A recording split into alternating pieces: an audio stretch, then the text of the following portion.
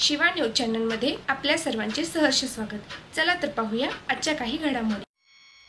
Kognoli toll नाक्यावरती container ट्रकने बूथला धडक दिल्यामुळे कंटेनरला भीषण आग लागली होती। या भीषण आगीमुळे टोलचे 2 बूथ जळाले। याबद्दलची माहिती निपाणी अग्निशमक दलाला मिळताच घटनास्थळी धाव घेऊन आग आटोक्यात आणली। या अपघाताची माहिती निपाणी पोलीस स्थानकाच्या पोलिसांना मिळताच घटनास्थळी PSI तळवार यांनी पाहणी करण्यासाठी धाव घेतले। या घटनेमुळे टोल नाक्याचे व कंटेनरचे भरपूर नुकसान झाले आहे। शिवा न्यूजसाठी शिवानंद वशिदार। चॅनलला लाईक व सबस्क्राईब करायला विसरू नका। बेल आयकॉन क्लिक करा।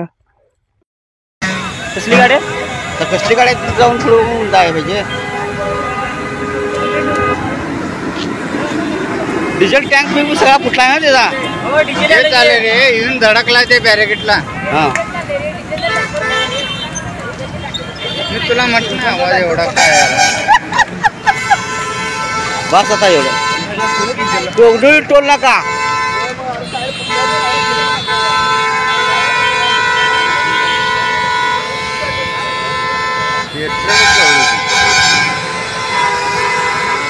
ये तिला आग धरल्या लय वाईट।